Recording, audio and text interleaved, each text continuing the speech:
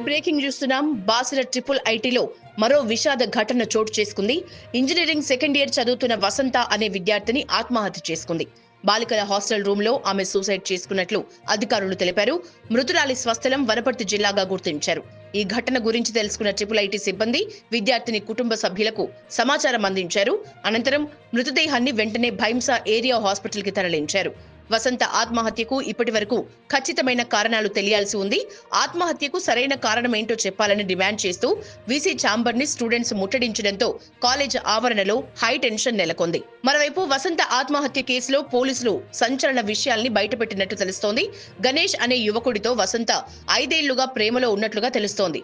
మంగళవారం రాత్రి గణేష్ నుంచి ఫోన్ కాల్ రాగా ఆ తర్వాత ఆమె మనోవేదనకు గురై ఆత్మహత్య చేసుకున్నట్లు పోలీసులు అనుమానిస్తున్నారు. ఆ తర్వాత ఫోన్ కాల్స్, వాట్సాప్ బ్లాక్ చేసినట్లు గుర్తించారు.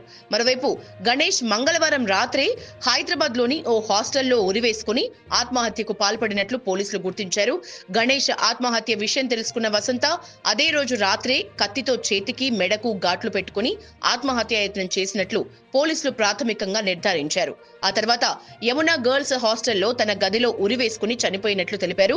అయితే వసంత ఆత్మహత్యపై బాసర ట్రిపుల్ ఐటీ స్టూడెంట్స్ అనుమానం వ్యక్తం చేస్తున్నారు. వసంత చేతులు, మెడపై గాయాలు ఉండటంతో ఏం జరిగిందో చెప్పాలని డిమాండ్ చేస్తున్నారు. ఈ ఘటనపై కేసు ఫైల్ చేసిన పోలీసులు దర్యాప్తు చేస్తున్నారు. బిగ్ బ్రేకింగ్ చూస్తున్నాం. బాసర ట్రిపుల్ ఐటీలో మరో విషాద ఘటన చోటు చేసుకుంది. ఇంజనీరింగ్ సెకండ్ ఇయర్ చదువుతున్న వసంత అనే విద్యార్థిని ఆత్మహత్య చేసుకుంది. బాలికల హాస్టల్ రూమ్ లో ఆమె సూసైడ్ చేసుకున్నట్లు అధికారులు తెలిపారు. మృతురాలి స్వస్థలం వనపర్తి జిల్లాగా గుర్తించారు. ఈ ఘటన గురించి తెలుసుకున్న ట్రిపుల్ ఐటీ సిబ్బంది విద్యార్థిని కుటుంబ సభ్యులకు సమాచారం అందించారు. అనంతరం మృతదేహాన్ని వెంటనే భైంసా ఏరియా హాస్పిటల్ కి తరలించారు.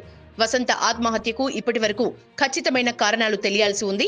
ఆత్మహత్యకు సరైన కారణం ఏంటో చెప్పాలని డిమాండ్ చేస్తూ వీసీ ఛాంబర్ ని స్టూడెంట్స్ ముట్టడించడంతో కాలేజ్ ఆవరణలో హై టెన్షన్ నెలకొంది. మరోవైపు వసంత ఆత్మహత్య కేసులో పోలీసులు సంచలన విషయాల్ని బయటపెట్టినట్టు తెలుస్తోంది.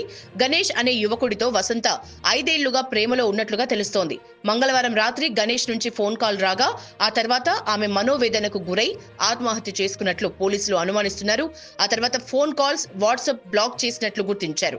మరోవైపు గణేష్ మంగళవారం రాత్రి హైదరాబాద్ లోని ఓ హాస్టల్లో ఉరివేసుకుని ఆత్మహత్యకు పాల్పడినట్లు పోలీసులు గుర్తించారు.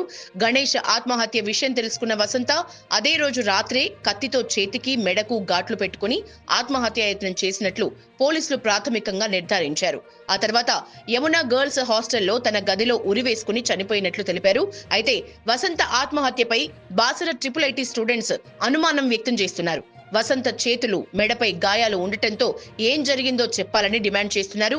ఈ ఘటనపై కేసు ఫైల్ చేసిన పోలీసులు దర్యాప్తు చేస్తున్నారు.